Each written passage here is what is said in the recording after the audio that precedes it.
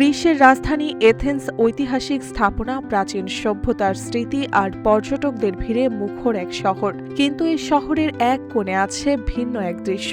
সেখানে সন্ধ্যা নামলেই ভেসে আসে বাংলা ভাষার কোলাহল, চায়ের কাপে টুংটাং শব্দ, ঝালমুড়ির গন্ধ আর আপন দেশের গল্প। জায়গাটির নাম ওমনিয়া। প্রবাসী বাংলাদেশিদের কাছে এটি এখন শুধু একটি এলাকা নয়, ইউরোপের বুকে গড়ে ওঠা এক টুকরো বাংলাদেশ। ওমনিয়ার গেরানিয়া ও এর আশেপাশের সড়কগুলোতে হাঁটলে বোঝা যায় সময়ের সঙ্গে কিভাবে বদলে গেছে এই এলাকা। একসময় এখানে আফ্রিকান অধিবাসীদের আধিপত্য ছিল। সেই সময় প্রবাসী বাংলাদেশিরা মজার ছলে এই সড়কের নাম দিয়েছিলেন কাইল্লার গলি। পরে বাংলাদেশিদের সংখ্যা ও ব্যবসা বাড়তে থাকলে নামটি আরও পরিচিত হয়ে যায়। এখন অনেকে ভালোবেসে বলেন বাংলা গল্লি। এমনও প্রবাসী আছেন যারা রাস্তার সরকারি নাম জানেন না, কিন্তু কাইল্লার গলি বললেই ঠিকই জায়গা চিনে নেন। গেরানীয় সড়ক আজ পুরোপুরি বাংলাদেশি ব্যবসায়ীদের পদচারণায় মুখর। ছোট ছোট চায়ের স্টল, সবজি, ফলমূলের দোকান।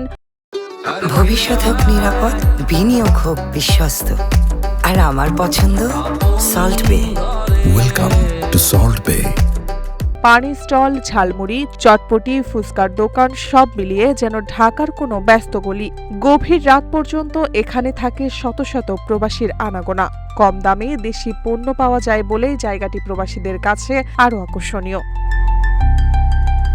এখানে গড়ে উঠেছে কসমেটিক্স শপ, গ্রোসারি, দেশি খাবারের restaurant, mini market, money transfer agency, travel agency, saloon, mobile ও ইলেকট্রনিক্সের দোকান। বাংলাদেশিদের প্রায় সব ধরনের পণ্যই পাওয়া যায় এসব দোকানে। টাটকা সবজি, মাছ, মাংস, দই, মিষ্টি, হাড়ি ভর্তি বিরিয়ানি, মশলা জাতীয় দ্রব্য, দেশি পোশাক থেকে শুরু করে ছোটখাটো হস্তশিল্প পর্যন্ত। নতুন প্রবাসীরা এখানে এসে সহজেই খুঁজে পান নিজের দেশের স্বাদ ও পরিবেশ। দেয়ালে বাংলা পোস্টার, দোকানে সাইনবোর্ড ও বাংলা লেখা, সব মিলিয়ে জায়গাটি যেন আপন এক আবহ তৈরি করেছে।